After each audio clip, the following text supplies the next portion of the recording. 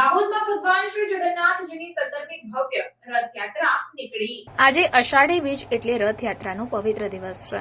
આજના દિવસે ભગવાન જગન્નાથ નગરયાત્રા માટે નીકળ્યા છે, જેની ઉજવણી દેશભરમાં થાય છે। ત્યારે ગુજરાતમાં પણ અલગ અલગ જિલ્લાઓમાં નાની મોટી ભગવાન જગન્નાથજીની રથયાત્રા કાઢવામાં આવે છે। ત્યારે દાહોદમાં ભગવાન શ્રી જગન્નાથજીની 17મી ભવ્ય રથયાત્રા નીકળી હતી। પ્રાપ્ત માહિતી અનુસાર દાહોદ જિલ્લાના શ્રી હનુમાન બજારના રણછોડરાય મંદિર ખાતેથી ભગવાન જગન્નાથજીની રથયાત્રાએ પ્રસ્થાન કર્યું હતું। જિલ્લાના સાંસદ જશવંતસિંહ ભાભોર, ધારાસભ્ય તેમજ જિલ્લા કલેક્ટર યોગેશ નિરગુડે સહિતના મહાનુભાવોએ ભગવાનની આરતી કરીને પૂજા કરી હતી। ત્યારબાદ પહિંદ વિધિ કરીને રથયાત્રાએ પ્રસ્થાન કર્યું હતું। દાહોદની રથયાત્રામાં 26 અલગ અલગ ઝાંકીઓ પણ પ્રસ્તુત કરવામાં આવી હતી।